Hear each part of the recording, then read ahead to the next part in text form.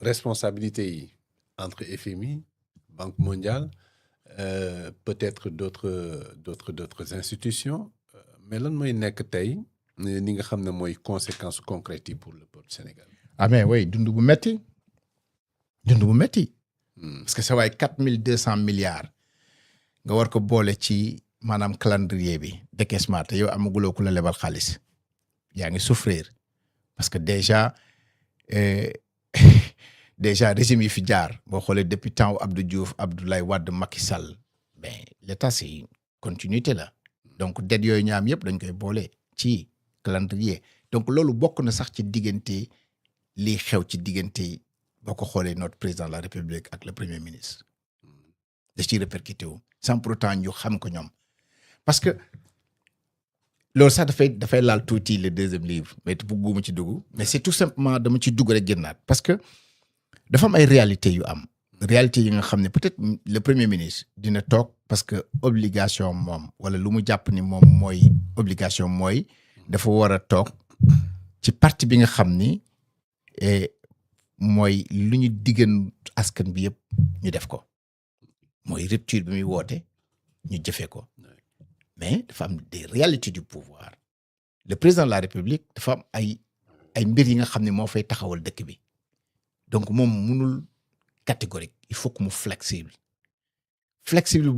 flexibilité boobu dafay xaw a am benn choc tuuti ak surtout rigide sur le premier ministre parce que conséquence bi dette bii di am ci ñun mooy bu ñu ko naree fay dana tax déjà gouvernement bi ñu ngi góorgóorlu di wàññi yenn denrées yeeg yenn affaires yi ñu ngi def mais bu ñu naree fay parce que fayeguñu parce que mënuñu ko fay bu ñu commencé étouffé wu di asphyxié wu dinañ soxla cash flow dinañ soxla xaalis dinañ soxla ay prêt léegi prêt boobu ñu ngay jël est-ce que FMI ci boppam dana joxe le signal vert pour que les investisseurs mën a able xaalis.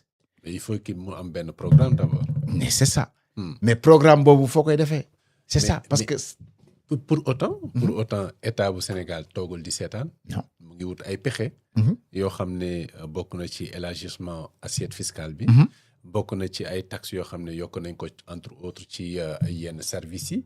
et ça a commencé à générer des ressources financières yoo xam ne peut-être mën na permettre état finance yi mu xaw a oxygéné wu tuuti.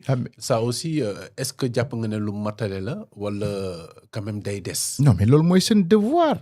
seen devoir mooy boo amee benn situation bu il faut que nga jéem a créer def ci dara. il faut que nga use sa mind comme ni ko gars yi di waxee créer dara mais nekkul c'est la daf ñuy dépanner mais c'est pas la bonne solution. il faut que ñu am benn solution bu durable benn solution bi nga xam ne dañu xam ne lii buñ ci tegee mooy ci yoon mais loolu gis nga le pays tant que amuñu une bonne base ñu départ ci bonne base boobu dañuy struggle dafay metti ci ñun parce que am nañ fi ay projets yi nga xam ni créé nañ ko fii nga xam ni ça demande même pas 15 milliards mu créer le 3000 emplois fixes ci région bu nekk boo ko calculer 10 milliards sur 14 milliards ça fait 140 milliards 140 milliards tu as presque plus de 1 million de personnes 200 000 yuy liggéey ak salaire fixe maanaam des emplois fixes mais on parle de 4200 milliards tu prends ces 4200 milliards tu les divises ci 14 régions yi région bu nekk di nga am 300 milliards mais 300 milliards qu'est-ce que lan la ñu mënul def ci 300 milliards ci benn région c'est beaucoup d'argent donc li ñuy def man je crois que ni suñu objectif bu njëkk xam nga mooy lan mooy taxaw ut solution sur dette bi ñu toog carte sur table il faut les responsabilités soient situées ñu toog ak FMI toog ak Banque mondiale wax ak ñoom pour ñu mën a soulager am nu ñu war a mën a déparé comme les autres pays l'ont fait. c'est ça alors tey kon est-ce que finalement la réponse bi ñëpp di wër gannaaw description wu situation bi yëpp ak mécanisme yi ñu jaaree yëpp pour lépp ki nga xam ne mooy fay waroon a yëg te yëgul. est-ce que war nañu fay bor. non mais waruñu fay parce que loolu dafa yomb yow mii nga xam ni yow yaa war a nangu. nga ni man kat damay jël responsabilité parce que ñi teg assemblée nationale mooy ñun ñoo ñu yoral suñuy kaddu. kaddu bi ñuy wax mooy dañuy wax ne kan moo d'accord ak ku d'accordul ñu ne waaw d'accord nañ de parce que xam nañ ne xaalis bi dafay jëriñ dëkk bi. d'accord nañ parce que xaalis bi buy ñëw dinañ ko mën a contrôler dina dugg ci tableau de bord bi. dinañ xam xaalis yi fan la dem. kooku bu ñu ko yëgee suñu dafay engager suñu responsabilité. waaye su fekkee ne dañ ko jël te yow yëguloo ko. ñu dugal xaalis bi ci dëkk bi dugal ko ci yeneen poos feeñul ci yow gisuloo ko fenn. waaw léegi nag loolu jekki saa ñu woo la ba nga ñëw devant les faits ñu ne la nag yow xaalis bii wax dëgg yàlla si sa tur lañ ko jëlee woon yow yaa ko war a fay te léegi yow nii nga ma koy fayee da ngay fay dette bi par force loolu la ñu FMI wax. vous allez payer amul may négocier wala dara da ngeen di fay. te amuñu choix. am nañ choix. ban choix nga am. parce que mais loo lebul noo koy fayee. mais mooy li ma la wax. mooy catégorie mooy maanaam dafa am benn bras de fer bu fi am. c'est un bras de fer silencieux. parce que si seen intelligence il commence à jouer avec les mots. parce que mots yooyu il suffit tout simplement ñu jox la ko ba nga accepter ko rek. déjà dégager nga seen responsabilité. et c'est ce qu'il joue. c'est ce qu'il joue. boo gisee affaire bi yàgg yépp loolu la. donc il faut que déjà le gouvernement soit smart mooy nga créer benn commission bi nga xam ne ñooy liggéey spécialement ci ça c'est des gens am na des gens cancre yu nekk fii nga xam ni boo leen ko dénk dañ koy liggéey sur le plan international dafa am ay lois yu régir entre FMI ci boppam ak Banque mondiale. dafa am ay lois yu leen régir ni leen nii ngeen di doxee ak nii bu ngeen ko deful yoon day dal seen kaw. te li may wax nii. du benn dëkk du ñaari dëkk y a plus de 14 pays ci monde bi yi nga xam ne yu jaaroon fi Sénégal jaar mais ñooñu dañoo taxaw ba ñu effacer bor bi donc Sénégal il faut que ñu taxaw mais dafa am benn sew bu ci nekk mooy le président de la République mënul jàkkaarloo ak peuple bi leen wax ni jóg leen ngeen gëm seen bopp jóg leen ngeen xeex wax ni du ngeen ko fay le premier ministre mënu ko il faut que ñun les citoyens ñu jóg taxaw jël combat bi. Assemblée nationale mënul conduire ce combat là. mais si bien sûr ñoom ñoo ko war a conduire mais Assemblée nationale qu'est-ce qu'il doit faire pour dem jot waa dëkk bi il faut que peuple bi ñu dem à travers benn pétition bi nga xam ni on va faire le maximum de partage pour que nit ñëpp fu waay mën a toll képp ki nga xam nga am nga téléphone portable nga am possibilité mën a signer.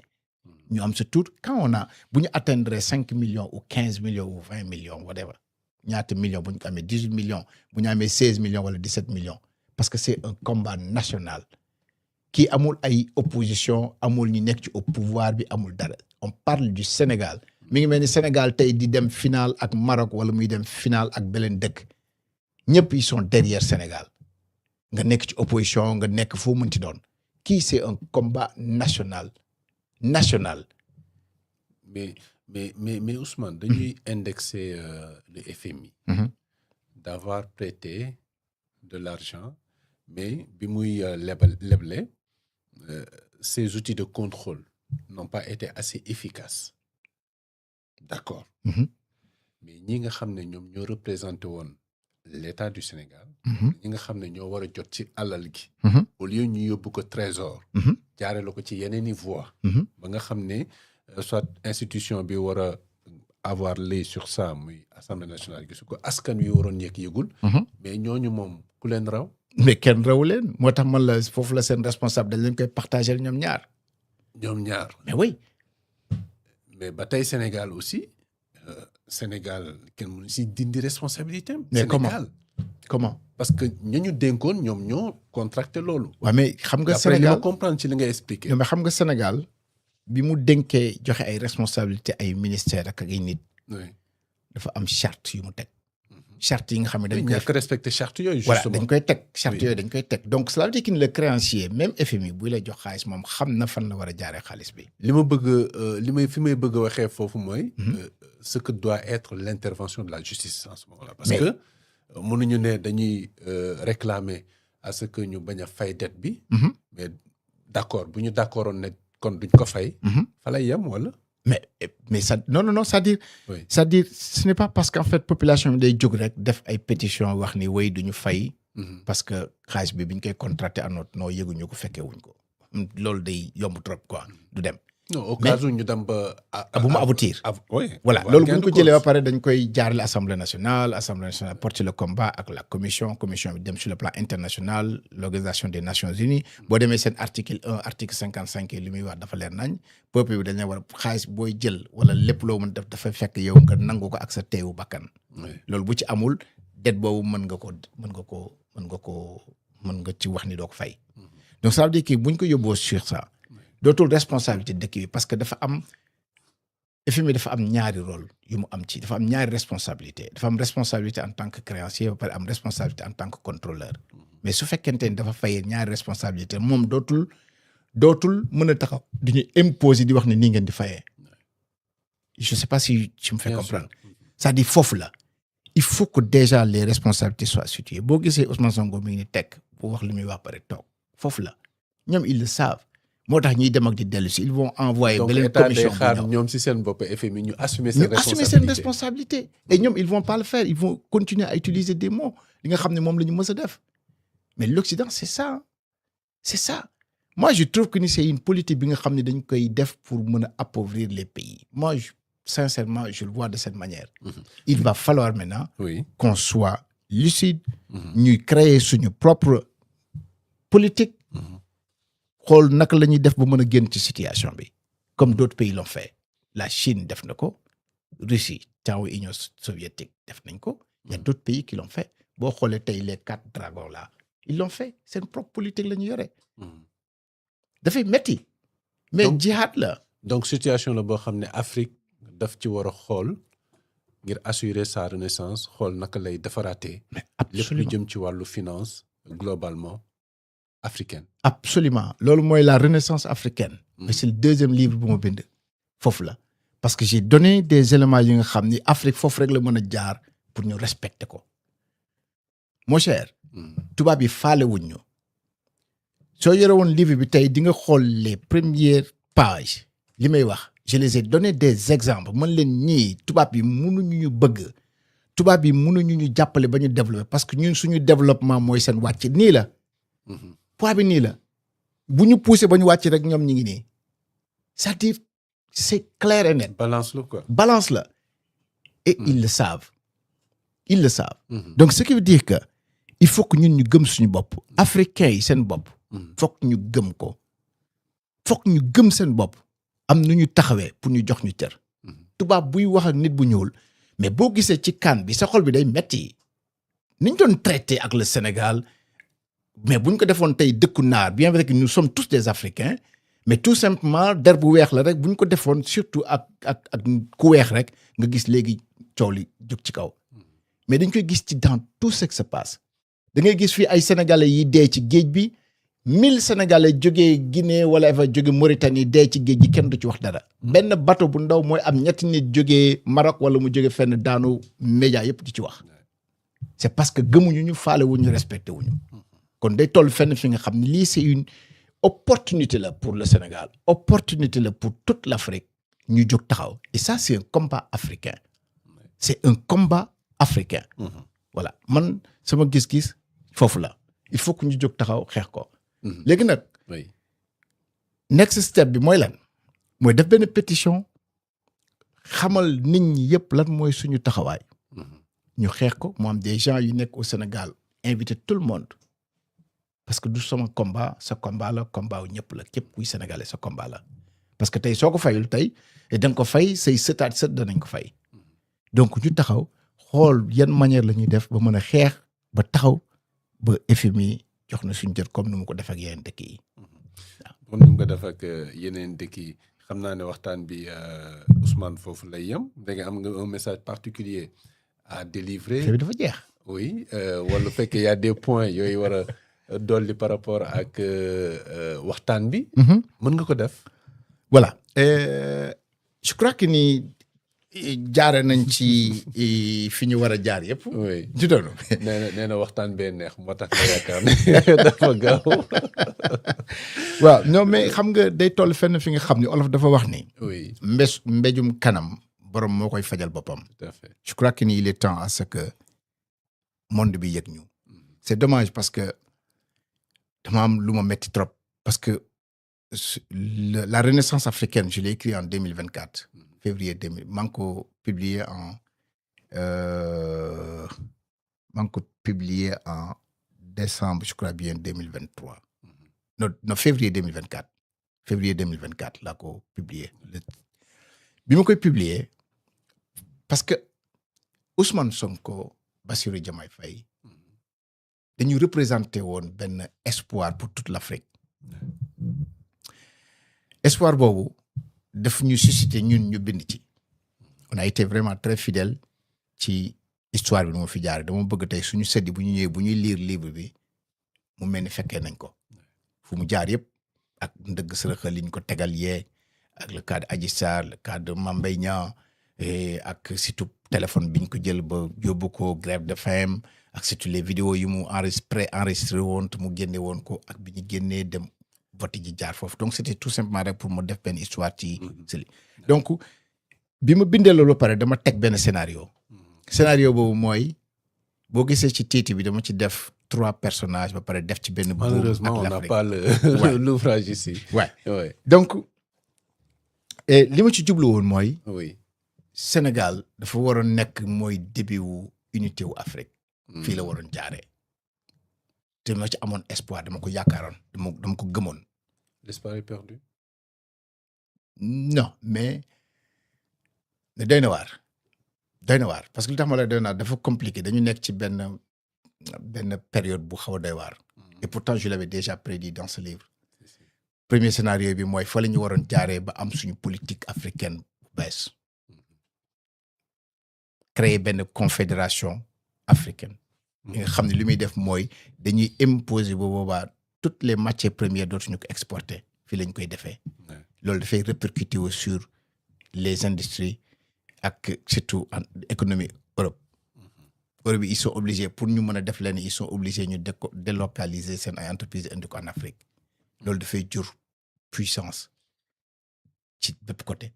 te loolu li ko doon firndeel nag mooy Afrique fi mu jaare woon ci Sénégal fii.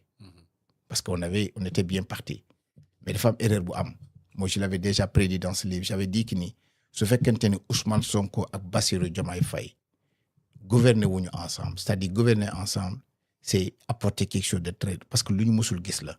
il fallait qu'ils gouvernent il fallait qu'ils prennent des décisions ensemble. non pas Ousmane wax ni que non Bassirou mooy le président il va prendre ses responsabilités moi je suis le premier ministre je vais prendre mes responsabilités parce que le système loolu la gën a bëgg. Ça devrait se passer comme ça, non? Non. Ils devraient gouverner ensemble.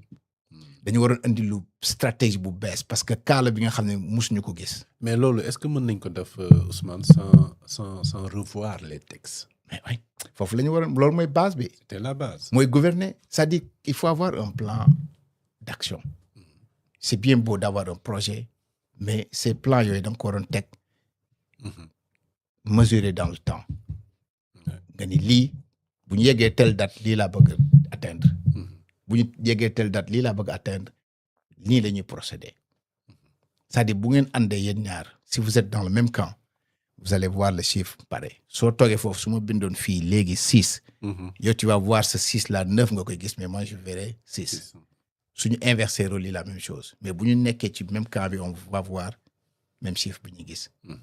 donc loolu bokkoon na ci espoir yi ñu amoon boo xooloon l'Afrique tout le monde parlait du Sénégal tout le monde parlait de Sonko de Diomaye mais tout simplement mooy loolu quoi gouverner wuñu ensemble Sonko il avait le pouvoir de prendre des décisions seul Diomaye avait le pouvoir de prendre des décisions seul lu ñu war woon def la loolu mooy erreur bu njëkk il devrait se concerter mais malheureusement demul donc loolu moo doon espoir bi mu doon bëgg def moo explique ci livre bi.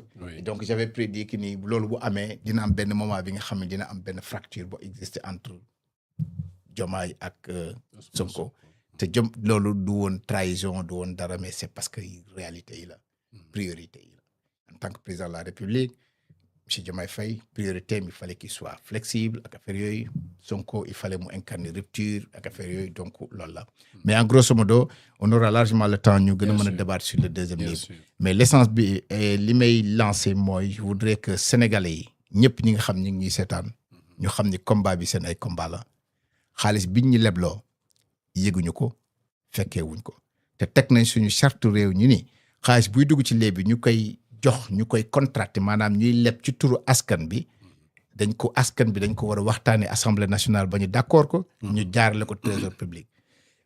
mais jaarale wuñ ko foofu waxtaanee wuñ ko dugal nañ xaalis ci ay compte privé lekk xaalis bi bëgguñu ko fay law du ñu fay tey du ñu fay suba. loolu mooy sama message. D'accord voilà pétition bi dinañ ko def ñu ngi ciy liggéey. di remercier sama agence yi nga xam ne ñoo def lépp muy Kiné Fall ak Bàcc ñu koy wax Samba ak Mousse Omar Diallo des gens yi nga xam ne ñi ngi def liggéey bu incroyable ci suuf ñi ngi préparer pétition yi ñi ngi waxtaan ñi ngi sensibiliser surtout nit ñi pour nit ñi mën ko xam donc yéen da ngeen ci am part de responsabilité donc liggéey mi ngi noonu. mais balaa ñu terminer Ousmane man sama problème mooy. C'est vrai waruñu fay dette boo xam ne contracté woo ko. mais état bu defoon effort par exemple daf mener ay enquêtes pour xam ñan ñoo créé woon les comptes. privés. fa ñu dugal xaalis bi en lieu et place du trésor. balaa ñun ñiy fay bor bi. mais ñooñu ko contracté. ñu bëri jàpp ne dañ ko lekk mais ñooñu fay ko. ils peuvent pas payer parce que déjà. mais qui rendent justice au peuple sénégalais. Mais c'est ça, mais... Au-delà de refuser de payer la dette. Non, quel que soit Alpha, nous ne va pas payer cette dette. Mais maintenant, la Cour des comptes gagne son rapport. Oui. J'en suis sûr que le ministère de la Justice n'est pas fait. C'est sûr que les responsabilités n'est que situées. Mais nous, en dehors de tout ça, c'est notre devoir en tant que citoyen. Nous devons ni carrément fay ñu bu fekkee loolu ci diggante bi situé nañ responsabilité boobu day dekk complément de dossier.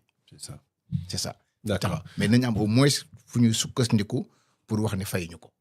te loolu c'est très normal. C'est très normal bon les spécialistes ñu ngi koy tuddee la dette odieuse. jàpp ne kenn waru ko fay pour rassurer Anna Mbengue bi laajte lu tax les intellectuels duñu initier cette rebifade puisque nos dirigeants ne peuvent pas en être la locomotive eu égard à leur